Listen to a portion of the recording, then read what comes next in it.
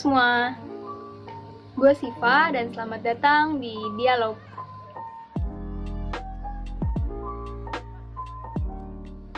Hari ini gue mau kasih 10 tips belajar yang selalu gue pakai. Tips yang pertama adalah just start. Yap, just get up and just start.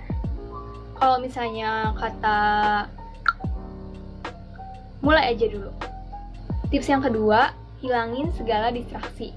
Mau itu yang internal atau yang berasal dari dalam diri kita, maupun yang eksternal atau yang berasal dari luar diri kita.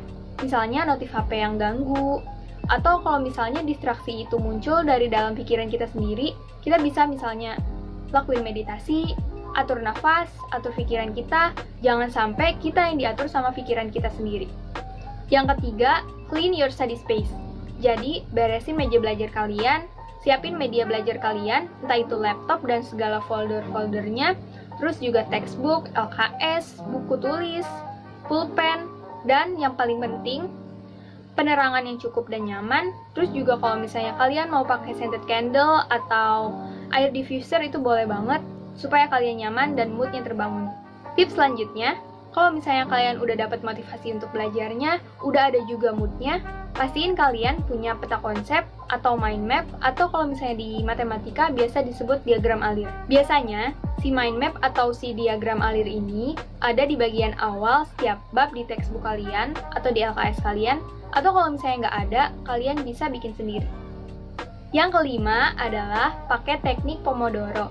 Sebenarnya ini udah banyak banget dibahas sama study-study vlogger, tapi aku mau bahas lagi. Jadi, teknik Pomodoro itu teknik belajar dibagi beberapa sesi.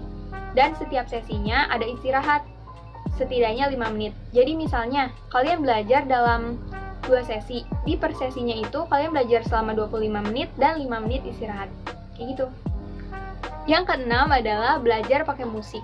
Gue sendiri prefer pakai musik karena bisa ngebangun mood gue, dan gue tuh gak suka kalau misalnya belajar terlalu sepi gitu. Jadi, gue prefer pakai musik, yaitu musik klasik. Yang ketujuh adalah reward dan punishment. Jadi kalian harus kasih reward ke diri kalian kalau misalnya kalian udah nyelesain target belajar di hari itu. Contoh nih, kalian punya target untuk nyelesain 5 soal di hari itu, kalian bisa kasih reward self ke diri kalian sendiri berupa nonton film atau jajanan-jajanan kecil kayak coklat dan lain-lain. Dan sebaliknya, untuk punishment, kalau misalnya target di hari itu nggak selesai, kalian bisa kasih hukuman ke diri kalian, misalnya harus beresin kamar atau nyapu ngepel kamar, kayak gitu. Yang kedelapan, gue selalu terapin mindset istirahat itu untuk orang-orang yang kerja dan untuk orang-orang yang belajar. Jadi kalau misalnya di hari itu gue lagi males banget belajar, gue inget-inget itu dan maksa diri untuk belajar. Yang kesembilan adalah cari teman belajar. Jadi kalian bisa belajar bareng sama temen secara virtual gitu kan. Kalau sekarang udah ada Zoom, udah ada Google Meet, dan lain-lain. Terus kalian juga bisa tukar pikiran, tukar catatan, terus juga bisa diskusi tentang apa yang kalian lagi pelajarin. Dan tips yang ke-10 atau yang terakhir, kalian harus lakuin setiap hari, setidaknya 1 menit di waktu yang sama. Jadi misalnya kalian belajar setiap jam 2 sore. Jadi kalian harus ngelakuin setidaknya 1 menit di jam 2 sore itu setiap harinya. Karena lebih baik 1 menit setiap harinya daripada 0 menit setiap harinya atau tidak sama sekali. Jadi maaf, gue lupa bikin outro video. Pokoknya makasih udah nonton. Dan jangan lupa di-share, di-like, dan di-subscribe channelnya. Asik!